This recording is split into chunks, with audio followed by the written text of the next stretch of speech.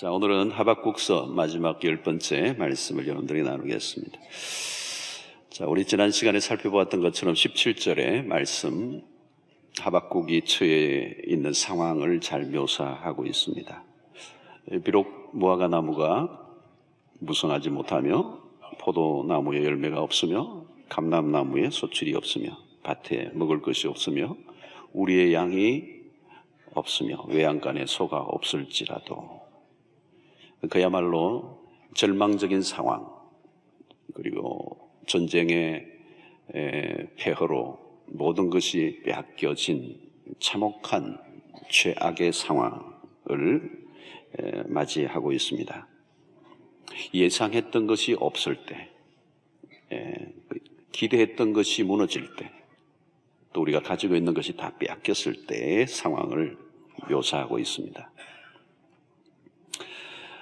자, 이런 상황, 어떤 상황도 변화되지 않고 또 이런 상황은 계속될 것이다. 자, 그런 것을 하박국은 잘 알고 있습니다. 모든 게 다 막히고 또 상황은 전혀 변화되지 않고 어쩌면 더 악화될 수도 있는 상황 속에서 아무것도 환경은 바뀐 것이 없지만 하박국에게 바뀐 게 하나 있어요. 그게 뭐냐면 하나님에 대한 태도입니다. 상황은 바뀌지 않아도 하나님을 바라보는 이 태도의 변화. 눈에 보이는 것은 아무것도 의지할 게 없지만 선지자의 눈에는 새로운 관점이 생겼습니다. 이전에는 일어난 상황에서 매몰되어 절망적인 그런 탄식을 했지만 그의 시선이 자연스럽게 대화 속에 하나님에게로 옮겨지면서 전혀 다른 삶의 태도를 보입니다. 그것이 지난 주간에 살펴보았던 18절이죠. 초월적 태도. 나는 여호와로 말미암아 즐거워하며 나의 구원의 하나님으로 말미암아 기뻐하리로다. 자, 이 고백이 사실 그리스도인들의 삶을 가장 잘 묘사하는 고백이라고 볼 수가 있습니다. 무엇이 없을지라도, 세상은 무엇이 있으면 그 조건이 채워지면, 그 상황이 바뀌어지면 난 여호와로 즐거워합니다. 그것 때문에 즐거워합니다. 그렇게 말할 수 있죠. 그러나 하나님의 백성들은 달라요. 아무것도 이루어지지 않고 무엇이 다 없을지라도, 사라졌다 할지라도, 내 기대가 이루어진다, 지지 않는다 할지라도 내가 즐거워하고 기뻐하는 이유는 하나님, 당신입니다. 자, 이것은 세상에서 볼 수 없는 모습이에요. 그래서 이 즐거워할 수 있는 이유가 뭐냐? 여호와로 말미암아. 자, 그것을 오늘 또 19절에서 하나 더 우리가 발견할 수 있습니다. 어떻게 이렇게 초월적 삶을 살 수가 있을까? 19절을 보면 주 여호와는 나의 힘이시라. 주 여호와는 나의 힘이시라. 나의 발을 사슴과 같게 하사 나를 나의 높은 곳으로 다니게 하시리로다. 이 노래는 지혜하는 사람을 위하여 내 수금에 맞춘 것이니라. 여기 중요한 하는 단어가 나오는데 힘이라는 거죠. 나의 발을 사슴과 같게 하사. 주 여호와는 나의 힘이신데 그 힘은 무엇으로 비유됩니까? 나의 발을 사슴과 같게 하사 나를 나의 높은 곳으로 다니게 하시리로다. 자, 여러분, 여기서 우리가 좀 주목해야 될 단어 중에 하나가 힘이라고 하는 것입니다. 힘. 살게 만드는 힘. 그 고난과 역경 속에서도 일어나게 하는 힘. 그리고 거친 팔레스타인의 그 언덕과 산을 뛰어다니게 하는 그 힘은 도대체 어디로부터 오는 것인가? 자, 우리는 세상에서도 많은 사람들이 힘을 키우려고 애를 써죠. 힘에 관심이 있습니다. 어디를 가나 힘을 얻기 위해서, 힘을 쌓기 위해서 애를 씁니다. 우리가 많이 알고 있는 금력, 돈의 힘, 재력, 때로는 권력, 이게 다 힘이죠, 힘. 오늘 세상의 사람들이 가장 좋아하는 힘은 어쩌면 재력일 것입니다. 금력이라고 말할 것이. 돈이 살게 만드는 힘이 되기도 하죠. 그래서 돈이 생기면 힘이 납니다. 아멘이지 않습니까? 돈이 막 들어오면 활력이 있습니다. 얼굴에 광택이 납니다. 어떤 사람은 누워있다가도 돈 하면 뻘떡 일어납니다. 돈은 대단한 위력이 있습니다. 살게 만드는 힘이죠. 돈이 없으면 풀이 죽습니다. 힘이 하나도 없어요. 자본주의 세상에서 돈의 힘은 거부하기 힘듭니다. 그 돈이 살게 만드는 힘. 그래서 그 돈을 벌기 위해서라면 밤을 새웁니다. 야근도 합니다. 야근을 하고 힘이 들어도 돈이 따블로 들어온다면 힘이 납니다. 살게 만드는 힘, 돈 힘. 자, 무엇으로 힘을 내는가? 대단히 중요한 주제죠. 그리고 현실적인 주제입니다. 왜 사람들은 힘을 추구할까? 그 힘이 자신을 지켜줄 것으로 믿기 때문에. 돈을 악착같이 끌어모으는 사람은 그 돈이 자신의 인생을 지켜줄 것으로 굳게 믿기 때문에. 돈이면 다 될 것 같아 보이는 것이죠. 자, 문제는 무엇입니까? 내가 쌓은 그 힘이, 그 돈이든 권력이든 그것이 과연 나의 인생을 지켜줄 수 있을 것인가? 그러나 사람들이 우리가 경험하는 것은 뭘까요? 자신이 믿었던 힘에 배신을 당한다는 것입니다. 구약의 사울의 왕은 대표적입니다. 권력의 정상에 있었던 사람이에요. 그러나 그가 가진 권력이 자신을 지켜주지 못합니다. 그리고 그 권력 때문에 망합니다. 자기가 만든 우상에 자기가 배신을 당하는 것입니다. 자, 하박국은 전혀 다른 힘을 우리에게 소개하고 있습니다. 주 여호와는 나의 힘이시라. 자, 하박국이 이렇게 고백할 수 있게 만들었던 이유가 뭘까요? 첫 번째, 그것은 하박국은 미래의 소망에 기초를 하고 있기 때문에. 자신의 처한 상황이 지금 비록 암울하지만 하나님은 언젠가 모든 것을 바꿔 놓으실 것이라는 것을 그가 소망하고 있습니다. 그 소망은 하나님에 대한 소망. 유다를 지금 망하도록 내버려 두셨던 하나님이지만 언젠가는 유다를 회복시켜 주실 능력을 갖고 계시는 하나님. 비록 지금은 강력해진 바벨론 제국이지만 하나님은 그들의 교만을 꺾으시고 반드시 당신의 백성들을 다시 구출해 내실 것이라는 이 믿음을 가지고 있습니다. 그러므로 하박국의 믿음은 이스라엘의 행하신 과거의 역사에 기초하고 있고 그 과거의 역사에 기초해서 미래를 소망하는 것, 그것이 하박국이 가졌던 여호와는 나의 힘이시라는 말씀의 의미입니다. 출애굽을 이스라엘의 역사를 우리가 앞부분에서도 언급한 적이 하박국이 있습니다마는 출애굽을 하셨던 하나님, 홍해를 가르셨던 하나님, 광야를 지나게 하시고 그리고 기브온 전쟁에서 태양을 멈추게도 하셨던 하나님에게 주목합니다. 여러분, 우리가 성경을 읽을 때마다 힘을 얻는 이유는 무엇인가 하면 하나님이 행하신 놀라운 기사와 능력을 보면서 그걸 묵상하면서 그런 하나님이 오늘 또 살아계시고 우리의 인생의 미래도 주관하실 것이라고 하는 믿음이 들어올 때 그 말씀으로 인하여 힘을 얻습니다.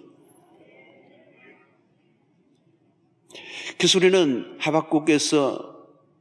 하박국이 하나님이 일하지 아니하시는 것 같은 그 불만 어린 질문을 던졌지만 우리는 성경을 보면서 하박국은 점점 하나님은 일하시는 하나님, 동사형의 하나님, 구원을 이루어내시는 하나님, 역사를 주관하시는 하나님, 온 만물을 통치하시는 하나님, 모든 것 하나도 그분의 손길 안에서 이루어지지 않는 것이 없는 하나님이시라는 것을 말씀합니다.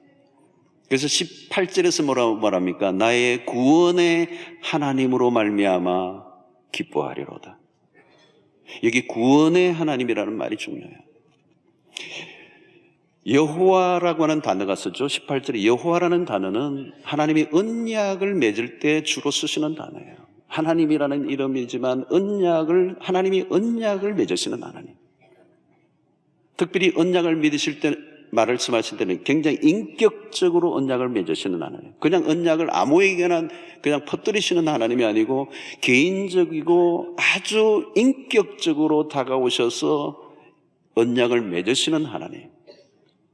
그 구원을 언약하신 하나님은 그 구원을 반드시 이루어내시고야 말고 그 구원을 이루어내시는 일에는 어떤 것에 의해서도 방해를 받지 아니하시고 구원을 완성하시는 하나님. 하나님의 구원받은 자녀들에 대해서는 하나님의 그 언약을 신실하게 이루어내시는 그 하나님에게 기초하여 내 미래가 하나님의 손에 있음을 믿기 때문에 주 여호와는 나의 힘이십니다. 또 하나는 뭘까요? 하나님의 힘이시란 말은 이 힘은 현실을 이기게 하는 능력이라는 것입니다. 오늘 주어진 현재의 고난을 이기게 하시는 능력. 현실은 지금 아무것도 없는 모든 것이 바벨론에 의해서 다 빼앗겨버리고만 상황이지만 그가 즐거워하는 이유는 그 이유는 하나님 때문에. 오늘 살게 만드는 힘은 힘들고 어려워도 그래도 살게 만드는 힘, 그 힘든 가운데서도 즐거워하게 하는 힘은 바로 하나님이 주신다는 거예요. 돈이나 권력이 아니라 하나님만이 나의 힘이 되십니다. 이 고백을 할 수 있게 하는 것은 결국 믿음이라는 것입니다. 여러분, 우리가 하나님을 최고의 힘으로 믿고 살면 하나님이 힘이 되십니다. 눈에 보이는 세상의 힘은 반짝 나에게 힘이 될 것처럼 보이지만 매우 매력적이고 그리고 화려하고 그리고 현실적으로 와닿는 그런 힘들이 우리 주변에 많이 있지만 그러나 그 힘은 우리에게 진정한 힘이 되지 않는다는 것입니다. 하나님의 힘은 잘 보이지 않아요.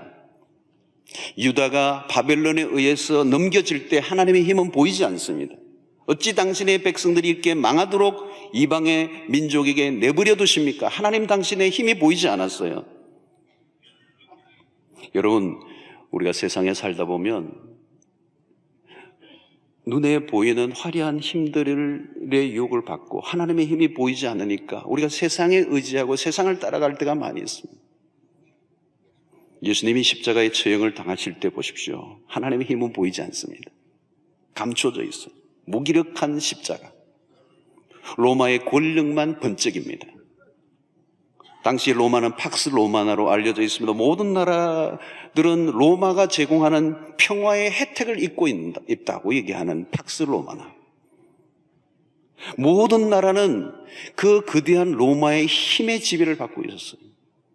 그 앞에 예수라는 존재는 아무것도 아닙니다.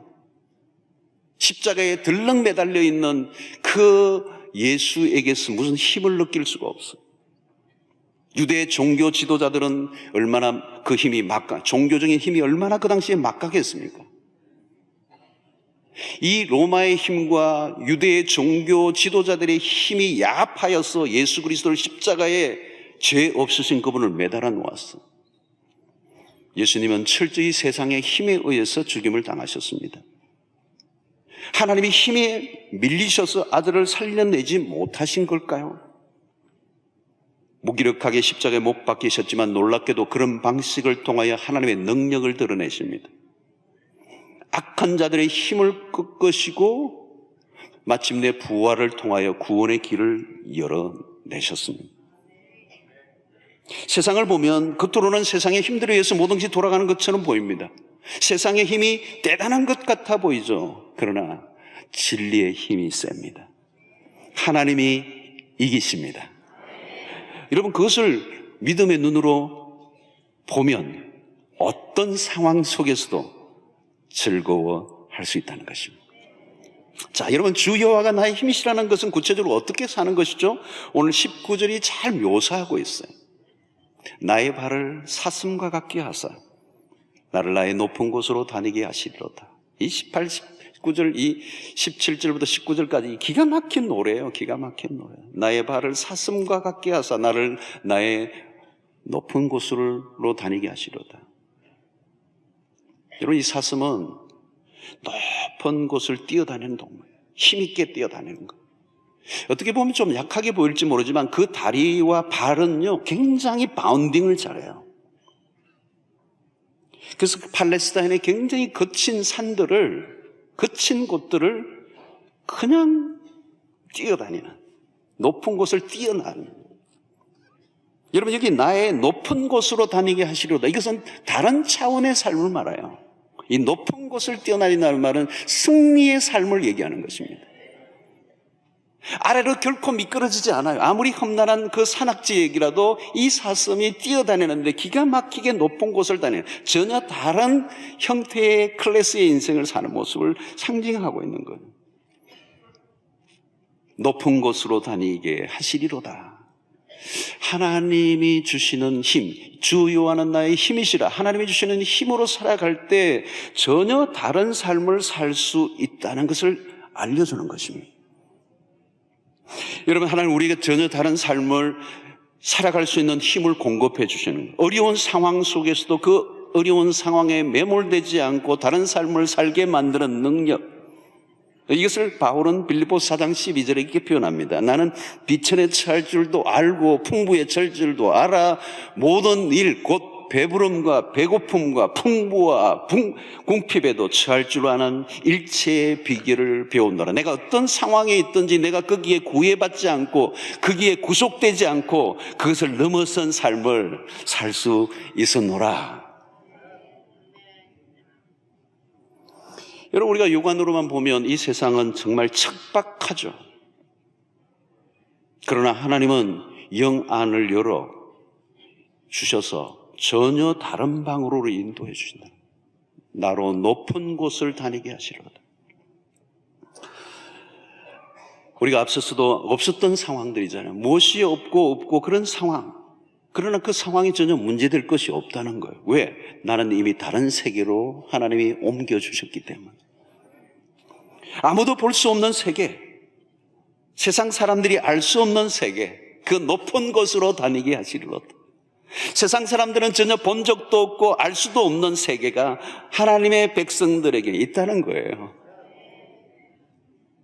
세상에서 치열하게 어렵게 살아갔던 분들이 뒤늦게 예수를 믿고 간증하는 것을 들어보면 이구동성하라는 말이 그거예요. 이런 세계가 있다는 것을 내가 조금만 더 일찍 알았더라면. 저희 아버님도 늘 하는 얘기야. 내가 조금 더 하나님을 일찍 알았더라면 내 인생이 이렇게 험난하지 않았을 텐데. 하나님을 만나고 은혜를 받고 보니까 이전에 두려워 떨렸던 것들이 더 이상 문제가 되지 않는다는 거예요. 지난 금요일에도 금남새였던 남성 한 분이 신앙 간증을 하는 거, 인생이 잘 풀리고 가다가 어느 날 인생이 갑자기 모든 게 막혀버리고 깜깜하고 그냥 동서남북이 다 막혀버리고 갈 곳이 없는 절박한 순간이 갑자기 자기 인생에 닥치면서 그냥 잠을 잘 수도 없고 밥을 먹을 수도 없고 완전히 인생이 곤두박질을 쳐서 갑자기 자기 인생이 무너지는 거예요. 얼마도 안 돼서 얼마 전에 이 하박국서를 시작하는데 어느 날 주일날 왔는데 그 설교가 처음부터 끝까지 자기에게만 하는 설교로 들리더라는 거예요. 그리고 그날 하나님의 음성을 듣고 그날 저녁부터 푹 잠을 자기 시작하고, 그리고 그 다음날 아침 직장을 출근하고 나가는데 그렇게 자기의 인생을 덮쳐버릴 것 같은 거대한 문제가 아무것도 아닌 것처럼 보이더라는 거예요.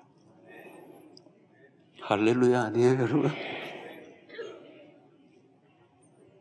돈이 전부인 것처럼 알았던 사람인데 하나님을 알고 보니까 이전 같으면 그 돈을 잃어버렸으면 내 인생이 끝난 것으로 알고 생명을 끊을 것 같은 절박한 사건을 만났지만, 하나님을 알고 나서 이유는 그 돈 잃어버린 거, 돈만 잃어버린 거예요.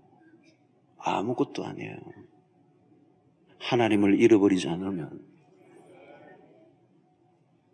다 다 가지고 있는 거예요.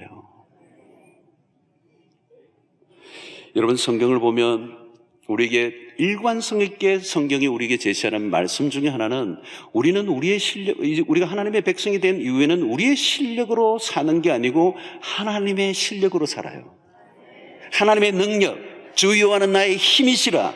여러분, 야곱을 보십시오. 그의 인생이 얼마나 똑똑하고 머리를 잘 굴리고 강교하고 오죽하면 어머니 뱃속에 나올 때부터 자기가 형 되려고 발목을 잡고 당겼겠어요.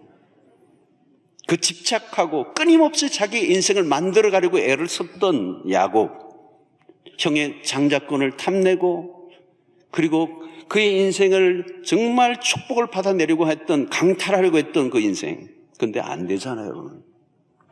나중에는 꼬이고 외삼촌 라반을 만나고 꼬이고 자기의 힘과 능력과 재주와 머리로 살아갔던 그 인생이 꼬이잖아요. 나중에는 야복나루에서 하나님의 사자와 씨름을 하는 가운데 그는 나로 축복하지 않으면 나는 당신을 보낼 수 없습니다. 마지막 승부수를 띄워요. 하나님 살려주세요. 그 자리에서 그는 야곱이 이스라엘이 됩니다. 다른 말로 표현하면 너의 인생은 너에 의해서 결정되는 것이 아니고 내 손에 있다. 신약의 베드로를 보면 제자라는 타이틀을 갖고 있지만 인간의 연약함을 있는 그대로 드러내며 결국은 십자가상에서 결정적인 실패를 하고 부활 후에는 디베랴 바닷가에 고기를 잡으러 갔던 실패자 제자, 이 베드로. 더 이상 소망이 없을 정도로 완전히 그 인생이 무너졌습니다. 그 정도면 끝까지 간 거예요. 베드로의 삶을 보면 그 정도면 갔어요. 끝장이 났다고요. 그런데 주님은 그를 다시 일으켜 세우시고 사도행전의 주역이 되게 하십니다. 기가 막히게 쓰임을 받죠. 자, 베드로의 힘으로, 자기의 능력으로 그곳까지 갈 수가 있는 게 아니에요. 사도행전의 주역을 보면 도무지 거기에 갈 수 있는 사람이 아니에요. 그까지 이끄신 분은 하나님의 손길이 있었기 때문에. 여러분, 우리의 인생은 우리가 잘났느냐 못났느냐의 싸움이 아닙니다. 하나님이 나의 편이 되시느냐 아니냐의 결정이 되는 거예요. 여러분, 모든 것이 합력하여 선을 이루신다라고 로마서 8장 28절의 말씀이 그거 아닙니까? 우리의 삶에 굴곡이 많이 있지만 결국은 모든 것을 합력하여 당신의 구원을 이루어내실 것이라는 것. 하나님은 우리에게 모든 것을 이기게 하시는 능력을 제공하십니다. 어떤 것도 뛰어넘을 수 있는 힘을 주신다는 겁니다. 우리가 우리의 실력과 힘을 믿고 살면 좌절할 수밖에 없습니다. 우리가 여기까지 온 것은 전적으로 하나님의 도우시는 힘인 줄로 믿습니다.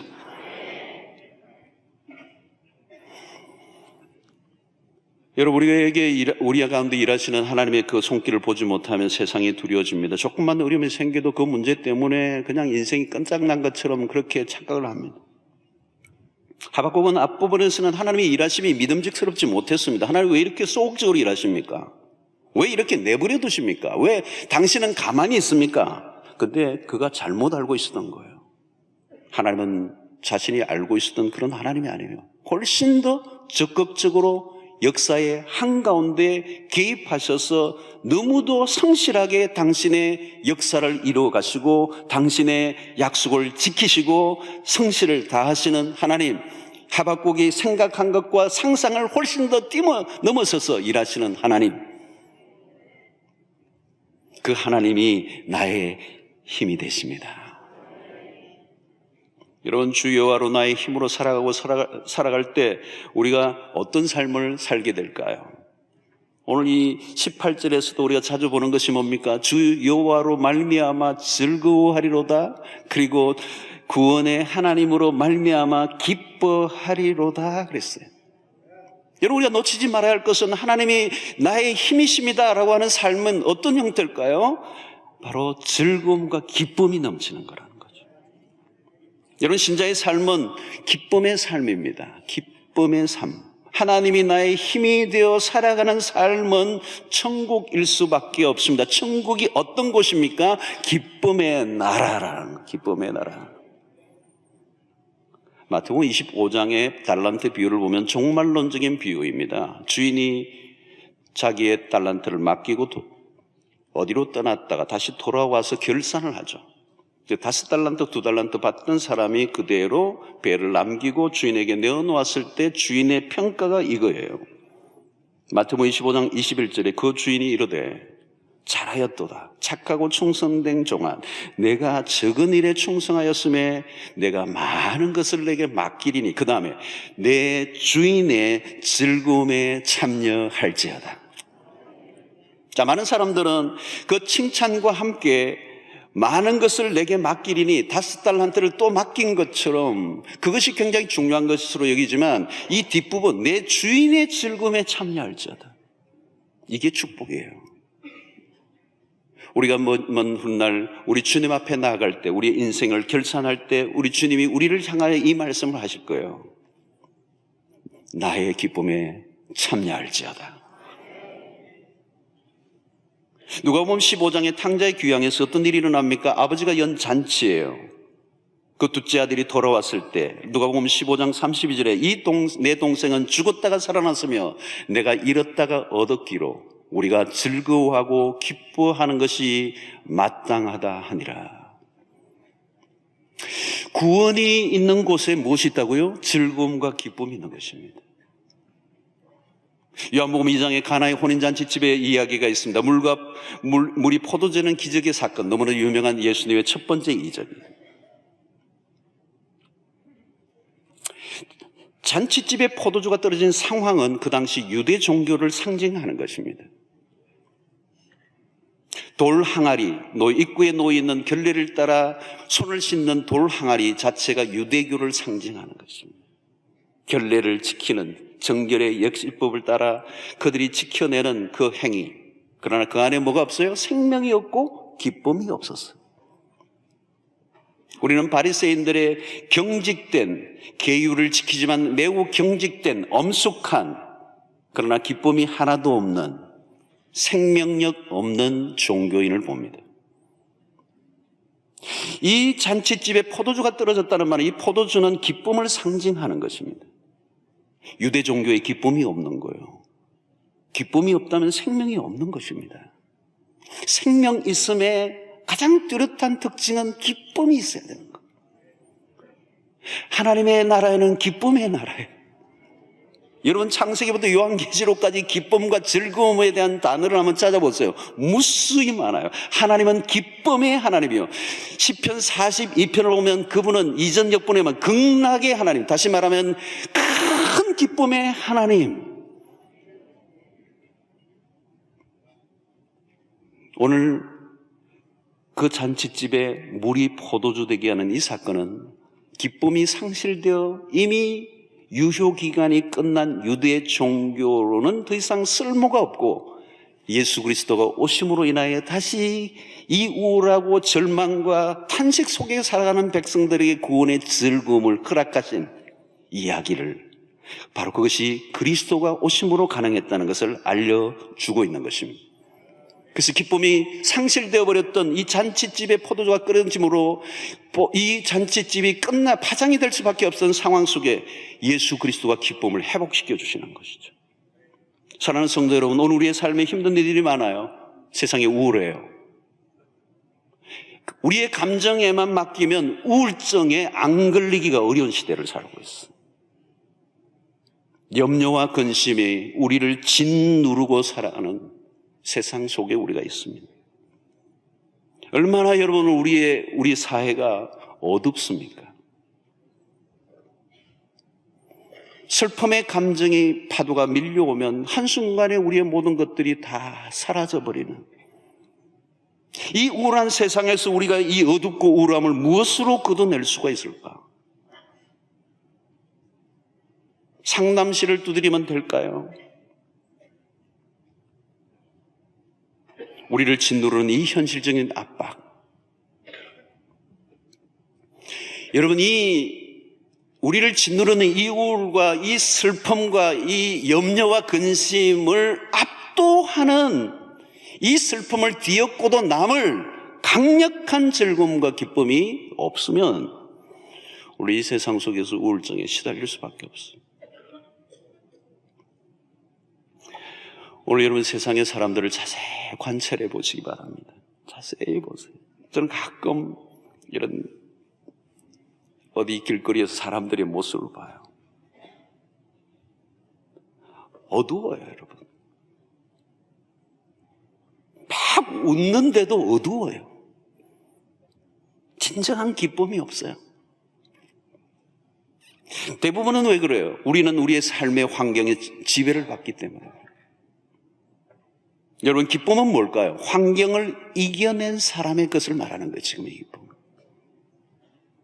단순히 감정적으로 조금 업된 상태를 말하고 있지 않아요. 일시적인 분위기 전환 정도를 얘기하는 것이 아니고 하나님 안에 대한, 하나님에 대한 확신 속에서 나오는 하나님이 주시는 기쁨을 지금 말하고 있는 거예요. 여러분, 우리가 큰 어려움을 맞으면 우리가 할 일이 하나도 없잖아요. 하나님의 백성들은 하나님께 나가서 징징징징 무는 것밖에 다른 길이 없어요. 하나님 외에 답이 없기 때문에. 하나님 외에 답이 없기 때문에. 여러분, 우리 신앙의 중심에는 복음이 있습니다. 복음은 뭘까요? 십자가와 부활입니다. 예수 그리스도의 십자가와 부활. 이 십자가와 부활이 우리의 신앙의 중심부에 있습니다. 그래서 우리가 복음을 자랑하고 복음을 붙잡는 이유가 거기에 있습니다. 자, 십자가에서 기독교는 끝나지 않아요. 우리의 복음의 이야기는 십자가에서 부활로 이어집니다. 만약에 십자가로만 끝났다면 우리는 한 성인을 추억하는 종교로 끝날 거예요. 그러나 그분은 무덤에서 사흘 만에 다시 살아나십니다. 하나님이 다시 그를, 아들을 무덤에서 일으키십니다. 그래서 부활이 복음의 정점입니다. 십자가는 가장 절망적인 사건이라면 부활은 최고의 소망의 사건이죠. 그래서 십자가와 부활은 반전의 반전입니다. 그리고 이 부활은 하나님의 능력을 선포하는 것이죠. 여러분, 이 부활을 우리가 믿습니다. 이 부활을 믿는다면 그 부활 속에서 우리에게 주시는 메시지가 무엇일까요? 어떤 상황 속에서도 하나님은 우리를 다시 일으키신다는 것, 다시 살리신다는 거예요. 십자가로 끝나지 않는다는 것입니다. 부활로 이어진다는 것입니다. 다시 살려내신다는 것입니다. 그러므로 여러분, 우리는 어떤 상황 속에서도 기뻐하고 즐거워할 수 있는 이유는 뭐냐면 부활신앙 때문이라는 거예요. 부활신앙. 우리는 죽어도 살겠고. 여러분, 부활신앙을 믿는 하나님의 백성들이 이를 악물고 힘겹게 버텨내는 삶이 아닙니다. 성경을 보면 환난 중에도 즐거워하며 근심하는 자 같으나 항상 기뻐하고. 현실이 어렵고 상황은 변하지 않는다 할지라도 기뻐할 수 있다면 그는 이미 승리한 사람이에요. 하박국은 무화과나무와 포도나무와 감람나무 열매가 없는 상황을 언급했습니다. 그러나 그에게 맺힌 열매가 하나 있습니다. 지금 상황 속에서는 아무 열매도 맺히지 않지만 그의 삶에 맺힌 열매가 하나 있어요. 그게 뭐냐면 하나님의 주시는 기쁨의 열매예요. 여러분, 상황이 아무것도 바뀌지 않아도 하나님이 우리에게 기쁨이라고 하는 열매를 주신다면, 기뻐할 수 있는 힘을 주신다면 승리한 것입니다. 아니, 내가 원했던 그 조건과 상황이 바뀌었다 할지라도 나에게 기쁨이 없다면, 즐거움이 없다면 진 것입니다. 오늘 사랑하는 성도 여러분, 우리에게 찾아온 혹독한 시련 앞에서도 믿음으로 살아가는 자의 삶이 바로 하박국이 오늘 우리에게 알려주고 있는 거예요. 하나님 안에서 즐거워하는 것. 믿음의 삶이란 뭘까요? 여러분, 환경에 구애받지 않는 것입니다. 조건에 따라 반응하지 않는 게 믿음이에요. 의인은 그의 믿음으로 말미암아 살리라 라고 2장에서 얘기했던 그 삶이 무엇입니까? 바로 오늘 이 3장 마지막 부분에서 결론을 맺고 있는 거예요. 상황에 상관없이, 조건과 상관없이. 그러면 우리가 예수를 믿고 난 이후에 우리가 뚜렷이 드러난 특징이 뭐냐? 바로 기쁨의 삶이라는 거예요. 어떤 상황에도 불구하고 기뻐하는 삶. 그것이 빌립보에서 우리에게 말씀해 주고 있는 겁니다. 여러분, 이 기쁨은 가벼운 기쁨이 아니에요. 묵직한 기쁨, 어떤 것에 쉽게 흔들리지 않는 깊은 묵직한 기쁨이 우리 안에 있다는 것입니다. 이제는 우리의 삶은 전체적으로 어두웠습니다. 무엇인가 짓누르는 것이 있었습니다. 그러나 우리는 예수 그리스도를 믿고 이전과 전혀 다른 삶이 찾아왔습니다. 이제 우리의 삶은 어둡지 않아요. 밝아졌습니다. 여러분들의 얼굴에 어두운 베일을, 예수 그리스도를 믿고 하나님의 자녀가 되는 순간 그 베일을 벗겨주신 거예요. 하나님은 우리를 웃게 하십니다. 하나님, 그분으로 충분한 삶을 살게 하신 거죠. 우리가 하나님으로 말미암아 즐거워 기뻐할 때 그것이 우리의 삶의 힘이 됩니다. 어떤 형편에서도 기뻐하고 즐거울 수 있다면 이길 자가 없는 것입니다. 우리가 단순히 세상에 힘겹게 아슬아슬하게 겨우 버텨내는 정도의 삶으로 끝나서는 안 됩니다. 오늘 하박국 우리에게 말씀하는 우리의 삶의 승리는 그냥 버텨내고 이겨내는 정도가 아니라 하나님 안에서 즐거워하는 삶이어야 한다는 거예요. 여러분, 마귀를 굴복시키는 것은 언제예요? 아무리 힘들어도 하나님으로 인하여 즐거워하면 마귀는 굴복되는 것입니다. 그게 승리예요. 아마 이것이 욥에게 마귀가 노렸던 것일지도 몰라요. 하나님, 저 욥 하나님이 잘 먹고 잘 살게 해주니까 하나님 섬기는 거예요. 다 빼앗아가 보세요. 하나님 섬기는가? 마귀가 우리에게도 오늘도 그걸 누리는 거예요. 다 빼앗아가도 하나님 당신 때문에 즐거워할 수 있는가? 마귀가 그것을 시험하는 거예요.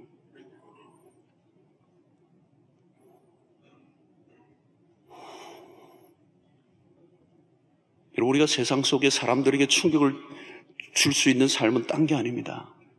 세상이 도무지 흉내낼 수 없는 거예요. 오늘 이 18절 19절의 삶은 없고 없을지라도 난 여호와로 말미암아 즐거워하리로다.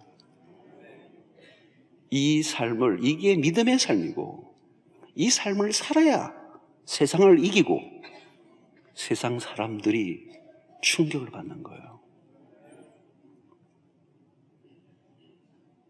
어려우면 죽는다고 소리를 지르고 사업이 안 되면 인상을 쓰고 뭐가 빼앗기면 분노를 쏟아붓는다면 그건 믿음이라고 말할 수가 없는 거라는 거죠.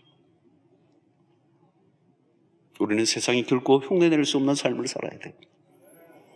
여러분, 시편 16편 11절을 보십시다. 이 말씀 보면 이렇게, 주께서 생명의 길을 내게 보이시리니 주의 앞에는 충만한 기쁨이 있고 주의 오른쪽에는 영원한 즐거움이 있나이다.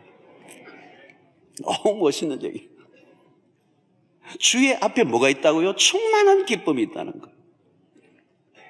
주의 오른쪽에는 뭐가 있다고요? 영원한 즐거움이 있다는 거예요. 영원한 이터니티. 살짝 감정만 건드리는 말초신경을 살짝 업되게 하는 그런 기쁨 아니에요. 그냥 좋은 게 있으면 좋고 안 좋은 게 있으면 떨어지고 하는 그런 촐랑거리는 기쁨이 아니고. 갑자기 촐랑이 나오네요.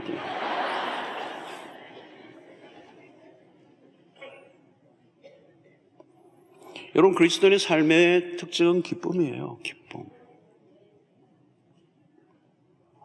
여러분, 기쁨을 표현하셔야 돼요.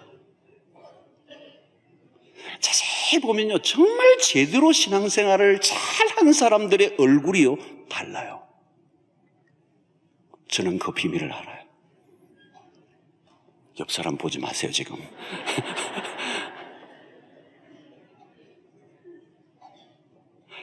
여러분, 삶이 힘들지 않은 삶이 어디 있겠어요? 질곡이 없는 인생이 어디 있었겠어요? 쉽게 쉽게 살아가는 인생이 어디 있겠어요?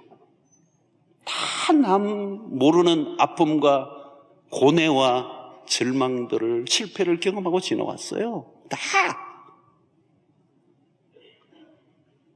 남들이 보기에는 그거는 아무것도 아니라고 그러지만 그 사람에게는 정말 죽을 것 같던 고비를 다 넘겼다고요. 그럼에도 불구하고 여전히 그 안에 평강이 있고 기쁨이 있고 기가 막힌 미소를 지으며 그 세상에 짓눌리지 않고 그 세상을 이겨낸 그 얼굴이 따로 있다는 거예요. 그리스도인은 그 얼굴을 하셔야 된다. 기쁨을 여러분 표현하셔야 됩니다. 오늘 이 하박국의 마지막이 노래라는 게 참 중요해요. 지휘자의 그 숨에 맞춘 노래예요. 노래가 뭡니까 여러분? 노래는 즐거움의 표현인 것입니다. 오늘 우리가 찬양할 때도 이 기쁨에 폭발하는 기쁨을 표현하는 것입니다. 주 여호와가 나의 힘이십니다. 찬송할 때 여러분 얼굴이 어두울 수가 없어요. 여러분 성가대 하신 분들 오래 산다고 그래요.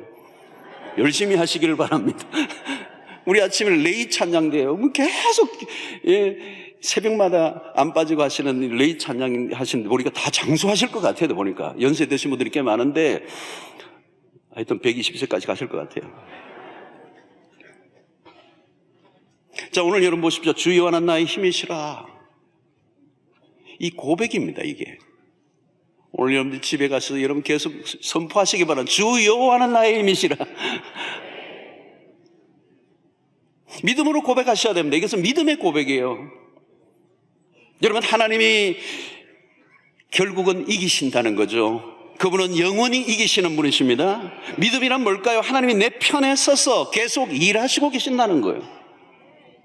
현실은 언제나 만만하지 않습니다. 내 생각대로 돌아가지 않습니다. 악인에 의해서 모든 것이 조정되는 것처럼 여기지만 결국은 하나님이 이기시고 결국은 하나님 당신의 약속을 지키신다는 거예요.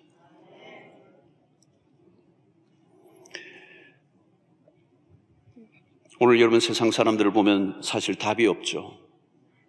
고통스러운 현실이 오면 체념을 하거나 삶을 포기해버립니다. 늘 목격하는 모습이죠. 조금만 들어가 보면 괴로움에 시달리며 몸부림을 치고 있는 사람들이 한둘이 아니에요. 오늘 우리 사회도. 삶은 전쟁입니다. 오늘 우리 한국 사회도 마찬가지예요. 얼마나 경랑의 세월을 지나고 있습니다. 우리가 안으로 깊이 들어가면 답이 보이지 않잖아요. 지금도 미국 트럼프 대통령이 온다는데 지금 한국은 야단이잖아요. 오라, 오지 마라 그러고. 트럼프 아파트들은 여기 있는데 모르겠어요. 어떻게 되는지 모르겠어요.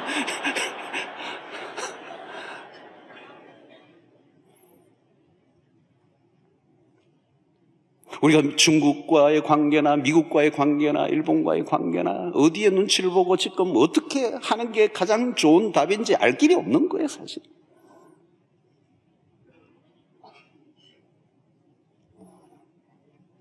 질문을 던지면 답을 쉽게 얻을 수 있는 것은 없습니다. 하박국의 질문은 오늘도 여전히 우리의 삶에 일어나고 있는 질문이에요. 왜 악인이 형통합니까? 왜 그렇게 나쁜 짓만 하는데 안 죽고 살고 있습니까? 왜 착한 사람이, 왜 저렇게 예수 잘 믿고 신실한 사람이 저런 어려움을 당하고 있습니까? 왜 세상은 이렇게 불의합니까? 여러분 오늘 현대사회에 일어나고 있는 모든 문제들을 들여다보면 그 안으로 들어가면 들어갈수록 이 사회, 이 세상, 온 인류가 갖고 있는 문제의 답을 찾는 게 어려워요. 지금 너무 복잡해요. 그래서 우리는 세상을 바라보면 우울해집니다. 위험한 세상입니다. 세상을 바라보면 절망과 탄식이 터져나올 수밖에 없습니다. 우리를 살아가게 만드는 힘은 도대체 어디로 둘 것인가? 오직 하나밖에 없다는 겁니다. 하나님. 성도 여러분, 어떤 경우에도 그 하나님에 대한 신뢰를 포기하지 않고 살아가는 은혜가 있게 되기를 축원합니다. 모든 것이 무너져도 하나님은 살아 계십니다. 우리는 다 망한 것 같아 보여도 하나님은 그 잿더미 속에서도 소망과 생명을 일으키시는 하나님. 우리에 대한 당신의 계획을 결코 실패하지 않으시는 전능하신 하나님. 하나님은 언약을 반드시 지키심을 우리가 믿기 때문에 그 하나님이 나의 힘이 되십니다. 자, 우리는 바울의 확신에 찬 고백을 들어봅시다. 로마서 8장 전장이 찬란하고 논리정연하고 확신에 찬 승리의 창가이지만 뒷부분 한 구절만 인용하겠습니다. 8장 37절을 보면 그러나 이 모든 일이라는 것은 그 앞부를 읽어보면 돼요. 다양한 우리의 삶에 일어날 수 있는 수없는 사건과 일들이 있음에도 불구하고 그 이 모든 일에 우리를 사랑하시는 이로 말미암아 우리가 어떻게 해요? 넉넉히 이기느니라. 성도 여러분, 우리는 겨우 아슬아슬하게 이겨내지 않아요. 넉넉히 이깁니다. 왜요? 우리를 사랑하시는 이로 말미암아. 이제 여러분, 우리는 그 하나님의 능력의 팔을 의지해야 됩니다. 주의 친절한 팔에 안기세. 이제 우리는 그 하박국의 노래를 함께 불러야 될 때가 되었습니다. 어떤 상황에도 불구하고 기뻐하고 즐거워할 줄 아는 그리스도인이 되시기를 축원합니다. 모든 것을 다 잃어버리고 기대했던 것이 다 사라지고 내 계획대로 돌아가지 않는다 할지라도 나는 여호와로 말미암아 즐거워하리로다. 하나님, 여전히 나의 기도가 이루어지지 않았습니다. 여전히 내 삶이 막혀 있습니다. 여전히 내 삶은 하나도 바뀌지 않고 오히려 더 어려워져 가고 있습니다. 그럼에도 불구하고 나는 여호와로 말미암아 즐거워하겠습니다. 나의 구원의 하나님으로 말미암아. 여기 구원의 하나님으로 말미암아. 하나님은 구원을 하시기로 작정한 사람은 반드시 구원해 내시는 하나님. 여호와로 말미암아 나의 구원의 하나님으로 말미암아 기뻐하고 즐거워하리로다. 주 여호와는 나의 힘이시라. 나의 발을 사슴과 같게 하사 나를 나의 높은 곳으로 다니게 하시리로다. 이 높은 곳으로 다니시리라. 승리하는 전혀 다른 클래스의 인생을 살아가는 여러분들 되시기를 주의 이름으로 축원합니다.